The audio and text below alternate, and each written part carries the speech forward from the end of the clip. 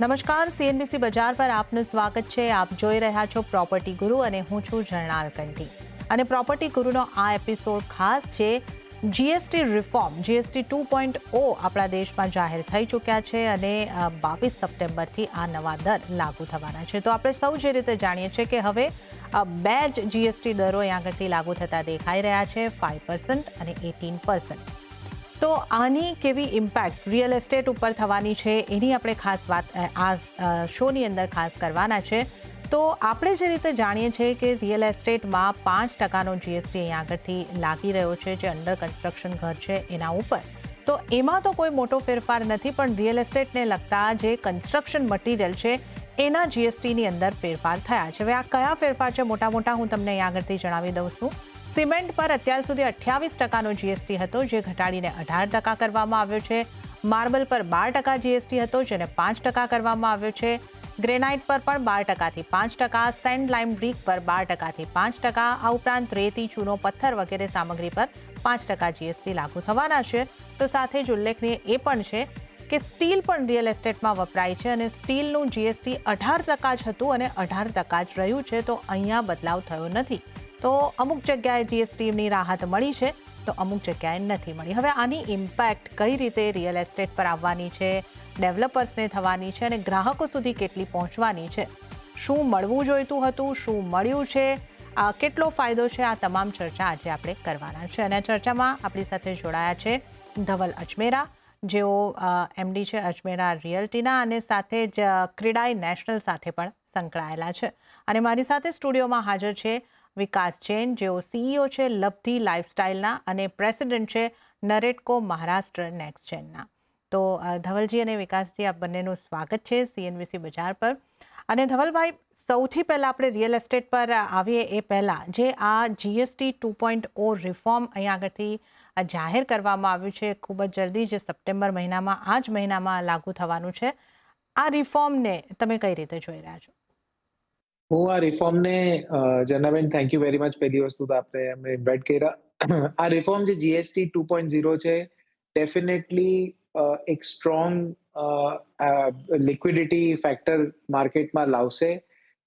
Real એસ્ટેટને directly impact કરી રહ્યું છે, બટ એની કરતાં ઇનડિરેક્ટલી બહુ મોટું ઇમ્પેક્ટ થઈ રહ્યું છે. મારું એ માનવું છે કે અગર આપણે માનીએ કે આખા મહિનામાં જીએસટીનો લગભગ 1,20,000 થી 1,30,000 કરોડનો કલેક્શન થતું હતું ઓલ અક્રોસ ઇન્ડિયા, જે આજે સમજો 10%થી ઘટી ગયું છે. દેટ મીન્સ 10,000 કરોડથી 12,000 કરોડ રૂપિયા આખા મહિનામાં સિસ્ટમમાં ફરશે અને એ લિક્વિડ વધારે કસ્ટમર પાસે, એન્ડ કસ્ટમર પાસે તમે કહો એ હાથમાં પચશે.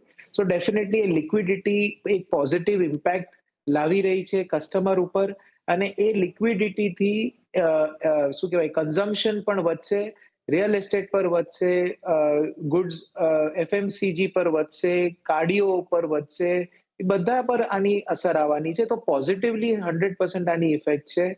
રિયલ એસ્ટેટ ઉપર જેટલું જોઈતું હતું એટલું ઇમ્પેક્ટ નથી. અમારી કન્સ્ટ્રક્શન કોસ્ટ ડેફિનેટલી ઘટી છે, જે સિમેન્ટ અને બાકી બધા જે રેડ લાઇમસ્ટોન ને બધામાં જે જીએસટી ઘટ્યો છે, તો ડેફિનેટલી કન્સ્ટ્રક્શન કોસ્ટ તો 100% ઘટેલી છે.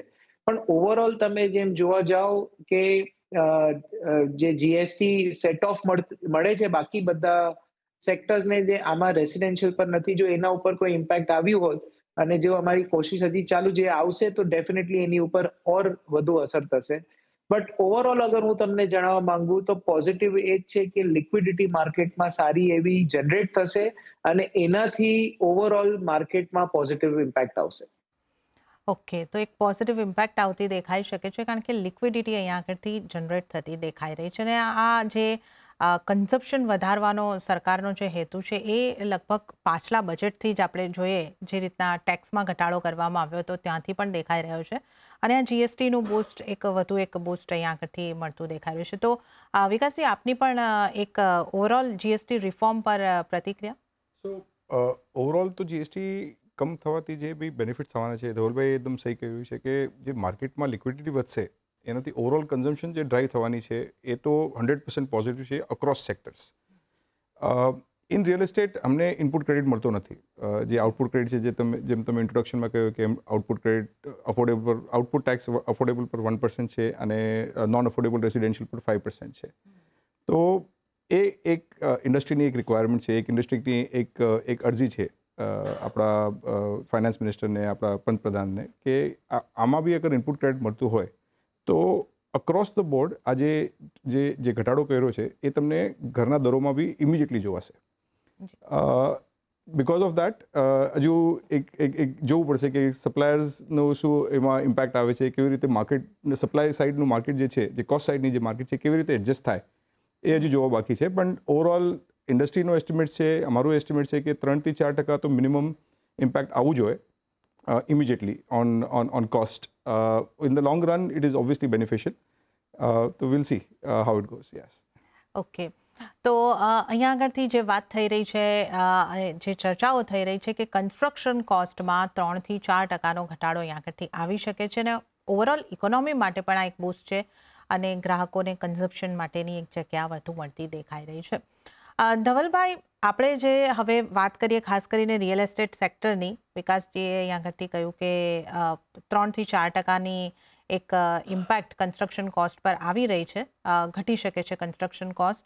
આપ આની સાથે સહેમત છો? અને જે મુખ્ય સવાલ મારો એ છે કે રિયલ એસ્ટેટ તરફથી જીએસટીને લઈને માંગણીઓ કઈ હતી અને જે થયું છે એ કેટલું થયું છે? જેટલી આપણને જે જોઈતું હતું એટલું મળ્યું છે, ઓછું મળ્યું છે, બીજું શું થવું જોઈતું હતું? આજની તારીખમાં ઓવરઓલ તમે કન્સ્ટ્રક્શન કોસ્ટનું જુઓ તો રેન્જ 4-6% આજુબાજુ છે. બહુ અમુક જગ્યાએ લગભગ 7% જેવું થઈ શકે, પણ આ રેન્જ રહેશે ઓવરઓલ. પહેલી વસ્તુ, અને એ ડેફિનેટલી પોઝિટિવ ઇમ્પેક્ટ છે. સૌથી મોટું જે અમારી માંગણી રિયલ એસ્ટેટમાં હતી કે જે આજે કન્સ્ટ્રક્શન જે રેસિડેન્શિયલ પર જીએસટી ને 5% ડિરેક્ટ લગાય છે અને there is no input tax, આપણે એનું ક્રેડિટ નથી મળતું, એ મળવું જોઈએ. અને એ મળવાથી ઘણો મોટો ફાયદો થઈ શકે છે ઇન્ડસ્ટ્રીને અને ઓવરઓલ કસ્ટમરને. કેમ કે આમાં થાય છે શું કે આપણે જે કન્સ્ટ્રક્શન કોસ્ટ કરી રહ્યા છે, કે સમજો ₹100 કન્સ્ટ્રક્શન કોસ્ટ છે અને એની ઉપર એવરેજ 18% જીએસટી લાગે છે, જે 18% એઝ અ ડેવલપર મારે એક્સપેન્સ કરવો પડે છે, હું એનું ક્રેડિટ લઈ નથી શકતો. એટલે કન્સ્ટ્રક્શન કોસ્ટ ₹118 થઈ ગઈ, જે પહેલા ₹100 હતી. ડેફિનેટલી 118માં 6%થી 5-6% હવે ઘટાડો થશે આ જીએસટી 2માં, બટ તો પણ ઓવરઓલ ₹115થી ₹116 કે ₹117ની કે ₹110ની આ ઇમ્પેક્ટ છે. અને ઈ પ્લસ તમે કસ્ટમર આજે મારી પાસેથી સમજો ₹300માં ફ્લેટ લે છે, તો એ ₹300 ઉપર 5% જીએસટી ભરે છે. તો કસ્ટમરને આજે હું મારા કોસ્ટમાં પણ લોડ કરું છું અને ફ્લેટ વેલ્યુ પર પણ એને ભરવું પડે છે. તો આ બે બાજુથી ઇમ્પેક્ટ થાય છે. જો આ સેટ ઓફ મળતું હોત તો ડેફિનેટલી આની ઇમ્પેક્ટ કોસ્ટ પર આવત અને કસ્ટમરને એનો ફાયદો ડેફિનેટલી મળી શકે છે. જેમ બાકી બધા સેક્ટર્સમાં આપણે જોઈ રહ્યા છે કે જીએસટીનું સેટ ઓફ થાય છે, એવી રીતે જો રિયલ એસ્ટેટ પર પણ થાય તો એક મોટી રાહત કસ્ટમર પોઈન્ટ ઓફ વ્યૂથી મળી શકે છે. અને બીજી, આજે હું અગર વાત કરું તો જે જીએસટી બીજા બધા સેગમેન્ટ્સમાં લાગી રહ્યું છે, જેમ છે ટીડીઆર છે, રીડેવલપમેન્ટ પર જીએસટી લાગે છે, આ બધા મોટા કોસ્ટ ઇમ્પેક્ટફુલ આઇટમ્સ છે, જેની ઉપર અમે સરકારને હંમેશા રિક્વેસ્ટ કરીએ છીએ કે આની ઉપર તમે પ્લીઝ જુઓ અને રીડેવલપમેન્ટને એક સર્વિસ નહીં પણ એક લેન્ડ કોસ્ટ તરીકે જાણો. તો જીએસટી એની ઉપર નહીં લગાડો ને તો આ બધી જે રીડેવલપમેન્ટ છે, અફોર્ડેબલ હાઉસિંગ છે, જો આ બધાની અંદર તમે જીએસટીનું ઇમ્પેક્ટ લગાડતા જશો તો એ વસ્તુ કસ્ટમરને બેનિફિટ નથી થતી, પણ કોસ્ટ વધતી જાય છે. ઓકે, તો આપણે અહીંયા આગળથી જે ખાસ કરીને વાત કરી રહ્યા છે કે જે આશા હતી, એક જે માંગણી હતી ડેવલપર એસોસિએશન દ્વારા કે ઇનપુટ ક્રેડિટ આઈટીસી જેને આપણે કહીએ છીએ આપવામાં આવે, એ અહીંયા આગળથી નથી મળ્યું અને જો એ આપવામાં આવતે તો કસ્ટમરને પાસ ઓન કરવું વધારે સરળ રહી શકતું હતું. વિકાસજી, આપના મતે અહીંયા આગળથી કઈ રીતનું આ સ્થિતિને તમે જોઈ રહ્યા છો નરેડકો તરફથી, કે એઝ અ ડેવલપર તમારી કઈ માંગણીઓ હતી અને જે મળ્યું છે એને તમે કઈ રીતે સરખાવી રહ્યા છો? મારું વધારેથી વધારે કામ મુંબઈમાં છે. તો મુંબઈમાં મેજર કામ રીડેવલપમેન્ટનું હોય છે. તો એમાં એ જે મલ્ટિપલ ટેક્સેશન પોઈન્ટ્સ છે રીડેવલપમેન્ટ પર, એગ્રીમેન્ટ્સના ઉપર, પછી જે તમે સરકાર પાસેથી, જે મ્યુનિસિપલ કોર્પોરેશન પાસેથી જે સર્વિસીસ લેવો છો, જાણ કે ફંજિબલ હોય કે બીજી જે બી આપણે કન્સેશન મળે છે મ્યુનિસિપલ ઓથોરિટીના પાસેથી, એના ઉપર બી જીએસટી લાગી રહ્યો છે. That is more impactful than the cost of construction in Mumbai. મુંબઈમાં એવું એસ્ટિમેટ છે કે cost of construction is only 30 to 40% of the total cost of the project. So એ જે જીએસટી, જે બાકીના જે સર્વિસીસ પર જો જીએસટી જે 100% 100% અમાઉન્ટ પર 18% ભરવું પડે છે, એ બહુ ઇમ્પેક્ટફુલ છે મુંબઈના ડેવલપર્સો માટે અને મુંબઈના ગ્રાહકો માટે. તો એમાં જેમ ધવલભાઈએ કહ્યું, એમાં નરેડકોની બી બહુ બધા રિપ્રેઝન્ટેશન્સ આપ્યા છે કે જેમ કે રીડેવલપમેન્ટના જે ઘરો પાછા અમે આપી રહ્યા છે એને લેન્ડ કોસ્ટની ટ્રીટમેન્ટ મળે, એમની ઉપર જીએસટી ના લાગે. અને જે મ્યુનિસિપલ ગવર્મેન્ટ પાસેથી જે આપણે સર્વિસીસ લઈ રહ્યા છે એના ઉપર બી અગર જીએસટીની કાંઈ રિયાયત મળે તો that would be very impactful for at least Mumbai area at least. Other than that I think we've covered the points. જે ઇનપુટ ટેક્સની જે રિક્વાયરમેન્ટ છે એ ઇન્ડસ્ટ્રી એસોસિએશન્સ બહુ વર્ષોથી એ ડિમાન્ડ કરી રહી છે. તો hopefully will continue our request with the government on that. Okay, તો આ ચર્ચાને ધવલભાઈ આપણે જો આગળ વધારીએ તો આપણે અહીંયા આગળથી જે રીતે જે આ જીએસટીના રિફોર્મની અંદર જે આપણે પહેલાં પણ ઉલ્લેખ કર્યો કે જે 5% જીએસટી હતો જે સીધો ગ્રાહક ઘર ખરીદે ત્યારે ભરતો હોય છે, એમાં તો કોઈ ફેરફાર નથી આવ્યો. અને અફોર્ડેબલ ઘર પર 1% જીએસટી છે, એને લઈને કોઈ ક્લેરિફિકેશન આની અંદર છે કે કોઈ ચેન્જ નથી? અને અહીંયાથી પણ શું અફોર્ડેબલ ઘરને માટે આ જીએસટી કેન્સલ જ કરવામાં આવે, કોઈ જીએસટી ન લાગે, એવું કોઈ રિફોર્મની પણ આશા હતી? જનાબેન, તમે જે બહુ સારો પોઈન્ટ કીધો છે અને અમે ઓલવેઝ તમારા શોમાં પહેલા પણ અમે હંમેશા વાત કરી રહ્યા છે કે જે ગવર્મેન્ટ અફોર્ડેબલ હાઉસિંગને એક ડેફિનેશન આપી છે કે 45 સ્ક્વેર મીટર કે 60 સ્ક્વેર મીટર અથવા 45 લાખ જે ઓછું હોય એની એ છે અફોર્ડેબલ હાઉસિંગનું ડેફિનેશન. અમે ગવર્મેન્ટને હંમેશા રેપ્રેઝેન્ટ કરી રહ્યા છે કે તમે હાઉસિંગ, જે અફોર્ડેબલ હાઉસિંગ છે એને એક એરિયાથી તમે ડિફાઇન કરો, બટ તમે પ્રાઇસથી ડિફાઇન નહીં કરો. મુંબઈમાં 45 લાખનું ઘર કે ઇન્દોરમાં 45 લાખનું ઘર કે તમે તિરપુરમાં 45 લાખનું ઘર, આ ત્રણેય જગ્યાએ એક જ ન હોઈ શકે. સો અગર એરિયાથી ડિફાઇન કરો હાઉસને અને પ્રાઇસથી નહીં, તો અફોર્ડેબલ હાઉસિંગ એક મોટી સંખ્યામાં ઓલ અક્રોસ ઇન્ડિયામાં વધશે. અને એ સૌથી મોટી જરૂરત ને એ રિક્વાયરમેન્ટ છે આખા ઇન્ડિયાની આજની તારીખમાં. અને એમાં જે આજે 1% જીએસટી લાગે છે એ બરાબર છે, એ લાગવો જોઈએ, એમાં વાંધો નથી. પણ સૌથી મોટો છે કે જીએસટીનું અફોર્ડેબલ હાઉસિંગનું ડેફિનેશન ચેન્જ કરવાની સૌથી મોટી રિક્વાયરમેન્ટ છે, જે હંમેશા અમે ગવર્મેન્ટને પુશ કરી રહ્યા છે. એન્ડ વી આર હોપફુલ કે એમાં કંઈક રાહત જો આવે તો ડેફિનેટલી આ અફોર્ડેબલ હાઉસિંગ સેગમેન્ટ છે એ બેઝ વાઇડ થશે અને એ વાઇડ થવાથી overall impact in real estate housing બહુ સારો અને પોઝિટિવ આવશે.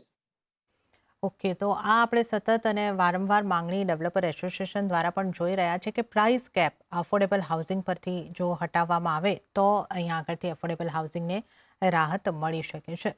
વિકાસજી, અફોર્ડેબલ હાઉસિંગ પર જીએસટીમાં કોઈ રાહત આપવી જોઈતી હતી અને જે આપણે વાત કર્યું કે ઓવરઓલ અહીંયા જો ડેફિનેશન બદલવામાં આવે તો એક મોટી રાહત અફોર્ડેબલ હાઉસિંગને મળી શકે. ને જે પાછલા 1-1.5 વર્ષનો સિનારીઓ આપણે જોઈ રહ્યા છે, અફોર્ડેબલ હાઉસિંગની સપ્લાય પણ થોડી ઘટતી દેખાય છે. તો આને તમે કઈ રીતે જોશો? જનાબેન, ગયા 3-4 વર્ષમાં કન્સ્ટ્રક્શન કોસ્ટમાં એટલીસ્ટ 40 to 45%નો ઇન્ક્રીઝ આવ્યો છે. તો અફોર્ડેબલ હાઉસિંગ બિઝનેસ એક લો માર્જિન હાઈ વોલ્યુમ બિઝનેસ છે. તો 45% કોસ્ટનો જે ટ્રાન્સફર અમે કસ્ટમર નથી કરી શક્યા. મારી કંપની બહુ બધા અફોર્ડેબલ હાઉસિંગના પ્રોજેક્ટ્સ કરી રહ્યા છે. બટ એ transfer builder had to absorb that જે ઇન્ક્રીઝ થયો કોસ્ટમાં, એ બધું અમને એઝ અ કંપની અબ્ઝોર્બ કરવું પડ્યું. એના માટે affordable housing at this point given જે કોસ્ટ ઇન્ક્રીઝીસ છે અને એના માટે અફોર્ડેબલ હાઉસિંગ વાયેબલ થતું નથી, એટલા માટે નવા લોન્ચીસ બહુ કમ થઈ ગયા છે. પ્રધાનમંત્રી આવાસ યોજનાનો બી જે એક બેનિફિટ હતો એ એનાથી બહુ મોટો પુશ મળેલો કન્ઝમ્પશનમાં, પણ એ બેનિફિટ પણ હવે એટલું ક્લિયરલી અવેલેબલ નથી. સો એક અફોર્ડેબલ હાઉસિંગની ડિમાન્ડ સાઇડ અને સપ્લાય સાઇડ અને કોસ્ટ સાઇડ ત્રણેય સાઇડથી એક ઇમ્પેક્ટ આવ્યો છે. એન્ડ એમનું જ ઇમ્પેક્ટ તમને જોવા મળે છે કે નવા જે હાઉસિંગના જે લોન્ચીસ છે એ ઓલમોસ્ટ 40-50% કમ થઈ ગયા છે અને એક્ઝિસ્ટિંગ હાઉસિંગ અફોર્ડેબલ હાઉસિંગના જે સેલ્સ છે એમાં બી બહુ ઘટાડો જોયો છે. તો અને એ હજી સુધી GST 2.0થી કંઈક એમાં રાહત મળશે, પણ જે મેઇન ચેન્જીસ જોઈએ છે હજી સુધી મને નથી જોયા. We are still hopeful for more. Vikasji, હવે સ્થિતિ જે બનવાની છે કે આ ડેટ આપી દીધી છે ગવર્મેન્ટે, ગ્રાહકો આશા કરશે કે એમને આ જલ્દી મળે, પણ જે ચાલુ પ્રોજેક્ટ હશે એને માટેનું જે કન્સ્ટ્રક્શન મટીરિયલ હશે એ કદાચ આવી ચૂક્યું હશે, તો આની ઇમ્પેક્ટની આશા ગ્રાહકે ક્યારથી રાખવી જોઈએ, ક્યારથી આપણને આમ આવી શકે, મળી શકે? રિયલ એસ્ટેટ નોર્મલી એક લોંગ જેસ્ટેશન પ્રોજેક્ટ હોય, તો આપણે પ્રોજેક્ટ શરૂ કરતા પ્રોજેક્ટની જ્યારે ઓસી આવે એમાં ઓન એન એવરેજ 3 થી 5 વર્ષનો સમય લાગી જાય છે. ડિપેન્ડિંગ અપોન કે પ્રોજેક્ટની પ્રોગ્રેસ શું છે, આ જે ઇમ્પેક્ટ છે આનું impact at a developer level feel થશે. હવે કોઈક પ્રોજેક્ટમાં જે કામ પૂરું થઈ ગયું છે અને ફાઇનલ ફિનિશિંગનું કામ ચાલુ છે તો એમાં કંઈક વધારે ઇમ્પેક્ટ જોવાય નહીં. કોઈક પ્રોજેક્ટ કંઈક સ્ટાર્ટ પર હોય તો જે ધવલભાઈ કીધું 4-5-6% જે હશે એ ફૂલ ઇમ્પેક્ટ એમાં જોવાશે, એમનું લાભ મળશે. બટ અક્રોસ ધ બોર્ડ ગ્રાહકોને ડાયરેક્ટ બિકોઝ એ ઇનપુટમાં છે અને ઇનપુટ ક્રેડિટ મળતો નથી, આઉટપુટનો જે ઇમ્પેક્ટ છે એમાં કંઈક વધારે ઇમિડિયેટ ફરક તો ન જોવાય, બટ લોંગ ટર્મમાં 100% એમાં જ્યારે કોસ્ટનો બેઝ રીએડજસ્ટ થાય ત્યારે 100% જે માર્જિન્સનો બેઝ છે, જે પ્રોફિટનો બેઝ છે એ બી રીએડજસ્ટ થશે. તો in the long term very very beneficial. Short term real estate as an ઇન્ડસ્ટ્રીમાં શોર્ટ ટર્મ કાંઈ નથી થતું, બધું લોંગ ટર્મ હોય છે, મીડિયમ ટર્મ કે લોંગ ટર્મ જ હોય છે, તો it will take time for it to show up. Okay, તો આ ગ્રાહકો સુધી આનો લાભ પહોંચવામાં થોડો સમય લાગશે. ધવલભાઈ, થોડો આ જે ક્વેશ્ચન મારો જે છે કદાચ તમે આન્સર આપ્યો છે, પણ ક્લેરિટી માટે અહીંયા આગળથી મારે એ જાણવું છે કે કન્સ્ટ્રક્શન કોસ્ટ તમે કહ્યું કે 5 થી 7% ઘટી રહી છે, પણ હવે ગ્રાહકોને કેવી રીતે પાસ ઓન થશે, એનું ગણિત કેવી રીતનું હોઈ શકે છે, કેટલું પાસ ઓન થઈ શકે એવી આશા ગ્રાહક રાખી શકે? તો જન્નાબેન, જેમ વિકાસભાઈ કીધું, બધા પ્રોજેક્ટ અલગ અલગ સ્ટેજ પર હોય છે. જેમ આજે સમજો કે અમારો એક એક્ઝામ્પલ તમને આપું છું, મેનેટન પ્રોજેક્ટ જે વડાલામાં છે, એ પ્રોજેક્ટ આજની તારીખમાં અમારું સ્ટ્રક્ચરલ કામ જે બિલ્ડિંગનું છે એ લગભગ પતવા આવ્યું છે. તો એનું હવે એની ઉપર જે હવે મને ફિનિશિંગ કોસ્ટ લાગશે કે એનું જે પણ બાકીનું કોસ્ટ હશે એની ઉપર મને ઇમ્પેક્ટ જીએસટીની આવશે. જે થઈ ગયું છે એના ઉપર નથી આવવાનું. હવે કેવું, બીજો કોઈ પ્રોજેક્ટ મારો નવો ચાલુ થશે અમારો, એની અંદર મારું ફાઉન્ડેશનથી કામ ચાલુ થવાનું છે, ડેફિનેટલી એની ઉપર મારી કન્સ્ટ્રક્શન કોસ્ટની ઇમ્પેક્ટ આવવાની છે. અને એ કન્સ્ટ્રક્શન કોસ્ટની ઇમ્પેક્ટમાં જે મને બેનિફિટ મળશે એ benefit as a developer or as a company we will definitely pass on. હવે એ પાસ ઓન કેવી રીતે થાય કે ભાઈ આજે મારો ₹100 પ્રાઇસ છે તો હું એને ₹95 કરું, કે હું પછી એમ કહું કે ભાઈ આ ₹100 પ્રાઇસ છે, પ્રાઇસ એટલો રહેશે પણ હું તમને ફાઇનાન્શિયલ બેનિફિટ આપીશ, જાણે કે હું તમને કે કોઈ EMIમાં કંઈક રાહત આપીશ, કે આવી રીતે કોઈને કોઈ સ્કીમ ડિવાઇસ થશે, ડેવલપર ટુ ડેવલપર એની ઉપર કામ થશે અને પ્રોજેક્ટ ટુ પ્રોજેક્ટ થશે અને એવી રીતે કસ્ટમરને બેનિફિટ 100% આપશે. કેમ કે આની અંદર જો આજની તારીખમાં જે રીતે કસ્ટમર ઇન્ફોર્મ્ડ રહેવાનું છે તો ડેફિનેટલી કસ્ટમર એક્સપેક્ટ કરશે જ કે ભાઈ આ જીએસટીનું ઇમ્પેક્ટ જે તમને મળ્યું છે એનું તમે શું અમને બેનિફિટ આપવાના છો. અને એઝ અ ડેવલપર અમે એમ કહેશું કે ના ભાઈ કાંઈ ઇમ્પેક્ટ ડેવલપરને નથી ને તમને નહીં મળે, તો એ વસ્તુ પણ ચાલવાની નથી. તો પ્રેક્ટિકલી બધા ડેવલપર્સ પોતપોતાના પ્રોજેક્ટને એનાલાઇઝ ને એસેસ કરશે અને એનું બેનિફિટ જે કસ્ટમરને મળવાનું છે એને ડિરેક્ટલી કે ઇનડાયરેક્ટલી ડેફિનેટલી પાસ કરશે, તો જ ઇકોનોમિક સાયકલ આગળ વધશે, ને તો પછી આમાં બ્રેક લાગશે. તો એવું કોઈ ની ઈચ્છા નથી કે આજે જે સ્મૂથલી માર્કેટ ચાલી રહી છે એને કોઈ અટકાવે. અને એ અટકાવવું પણ ન જોવે ને એના જ કારણે આ બધા જ સ્ટેપ્સ કસ્ટમરો અને ડેવલપરો પ્રોએક્ટિવલી લેશે. ઓકે, તો એક પોઝિટિવ ઇમ્પેક્ટ ડાયરેક્ટ હોય ઇનડાયરેક્ટ હોય પણ જે ગ્રાહકો છે એમના સુધી ચોક્કસપણે પહોંચવાની છે. તો આ જીએસટીની ઇમ્પેક્ટની રિયલ એસ્ટેટ પર જે થવાની છે એની આપણે ઇન ડિટેલ ચર્ચા કરી છે. પણ આ બંનેને મારો એક છેલ્લો સવાલ બંનેને માટે છે કે આ જીએસટીની રાહત અત્યારે આવી, જેમ મેં કાર્યક્રમની શરૂઆતમાં ઉલ્લેખ કર્યો કે બજેટ સમયથી કન્ઝપ્શન વધારવાની અને લોકોના હાથમાં એક ડિસ્પોઝેબલ મની આવે એવો પ્રયાસ સરકારનો રહ્યો છે. એ બજેટમાં ટેક્સમાં રાહત હતી અને રેટ કટ પણ આપણને આવતા દેખાય અત્યારે જે સ્થિર છે. ઓવરઓલ આ બધાને જોતા આ દિવાળી રિયલ એસ્ટેટ માટે કેવી રહી શકે છે? વિકાસજી, પહેલા આપ જણાવો. ફાઇનાન્સ મિનિસ્ટર મેડમે અને પ્રાઇમ મિનિસ્ટર સરે જે આ દિવાળી પહેલાંનો જે બોનસ આપ્યો છે ઇન્ડિયન કન્ઝ્યુમર્સ માટે, એ 100% પોઝિટિવ છે અને એ સિક્લિકલ રિવર્બરેટિંગ પોઝિટિવ છે. મતલબ એક જગ્યા ન જોવાય સર. કન્ઝમ્પશન વધે તો કન્ઝમ્પશન રિલેટેડ બધી ઇન્ડસ્ટ્રીઝમાં જે સાયકલની જેમ ધવલભાઈએ કહ્યું કે સાયકલ સ્મૂથલી ચાલી રહી છે અને હજી સ્મૂથલી ચાલશે. હજી એમને એક સેકન્ડ એન્જિન લાગશે. 12,000 કરોડ રૂપીઝનો બેનિફિટનો એસ્ટિમેટ આવ્યો છે પર મંથ. એનાથી કન્ઝમ્પશન વધશે અને ઓવરઓલ ઇકોનોમીમાં એટલીસ્ટ 0.5% પોઈન્ટ્સનો એસ્ટિમેટ કરી રહ્યા છે કે એમનો ગ્રોથ આવશે બિકોઝ ઓફ ધીસ રિફોર્મ. બહુ મોટી ન્યૂઝ છે. તો it's happy Diwali for all Indian customers and all Indians here. જી ધવલભાઈ, આપને આ બાબતે આપનો મત, આ દિવાળી કેવી રહી શકે રિયલ એસ્ટેટ માટે?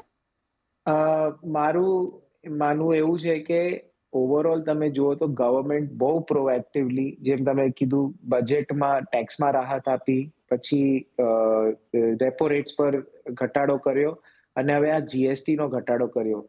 આ બધું જે આજે કરી રહ્યા છે, આજે ઓવરઓલ તમે જીઓપોલિટિકલ સિનેરિયો જુઓ કે તમે વર્લ્ડની સિનેરિયો જુઓ, જેમાં ઇમ્પેક્ટ આ ટેરિફના કારણે એક્સપોર્ટર્સને થવાનું છે અને એ ઇમ્પેક્ટ આવવાનું છે. તો government is playing very smartly two ensure કે લિક્વિડિટી માર્કેટમાંથી ઘટે નહીં અને ઓવરઓલ ઇકોનોમિક સાયકલ સારી રહેતી જાય અને એ સ્ટેબલ રહે, એના બહુ પ્રોએક્ટિવલી સ્ટેપ્સ લઈ રહ્યા છે. અને આજે એ ઇમ્પેક્ટ ડેફિનેટલી આજે જે યુએસના ટેરિફ્સના કારણે કયો કે જે ઓવરઓલ વર્લ્ડ સિનેરિયોના કારણે કંઈક ને કંઈક ઇમ્પેક્ટ એક્સપોર્ટર્સને આવે જ છે અને એની સામે આવા બધા લિક્વિડિટીને આપીને જે ઓવરઓલ નિગેટ થાય છે અને એને લેવલ પર લાવી રહ્યો છે, એ બહુ પોઝિટિવ ઇમ્પેક્ટ છે. સો ડેફિનેટલી દિવાળી એક આપણા બધા માટે બહુ મોટી ઇમોશનલ અને એક કે ને બેન્ચમાર્ક કહેવાય છે કે કેવી ઓવરઓલ ઇકોનોમિક સાયકલ છે. તો આ બધા જે સ્ટેપ્સ લેવાથી ડેફિનેટલી પોઝિટિવ ઇમ્પેક્ટ કન્ટ્રીમાં આવતું દેખાય છે અને આ વખતે પણ જે રીતે છેલ્લા 5-7 વર્ષથી દિવાળી પોઝિટિવ ને સારી જઈ રહી છે, એવું મારું માનવું છે કે એવી ને એવી સારી આ વખતે પણ જશે. જી, તો આપણે જે ખાસ જીએસટી રિફોર્મની વાત કરી અને દિવાળી પણ સારી રહી શકે છે એવી પૂરેપૂરી સંભાવનાઓ આપણને બનતી દેખાઈ રહી છે. અને ત્યારે જ ધવલભાઈ આપનો અને વિકાસજી આપનો ખૂબ ખૂબ આભાર. આપ અમારી સાથે જોડાયા અને આ ખાસ ચર્ચામાં ભાગ લીધો. આપનો ખૂબ ખૂબ આભાર. તો પ્રોપર્ટી ગુરુની આ રજૂઆતમાં હાલ પૂરતું તો આટલું જ, પરંતુ આપની પાસેથી રજા લેતા પહેલા આપને ફરી એક વખત યાદ કરાવી દઉં કે પ્રોપર્ટીને લગતા, પ્રોપર્ટીમાં રોકાણને લગતા હોય, લીગલ હોય કે અન્ય કોઈ આપના સવાલ હોય, આપ અમને લખી મોકલાવો. અમે નિષ્ણાતો પાસેથી એનો જવાબ આપવાની પૂરેપૂરી કોશિશ કરીશું. આ માટે નોંધી લો અમારું ઈમેલ એડ્રેસ propertyguru@the18.com. તો આ એપિસોડમાં તો હાલ પૂરતું આટલું જ. હાલ મને આપશો રજા, પણ આપ જોતા રહો CNBC ગુજરાત. નમસ્કાર.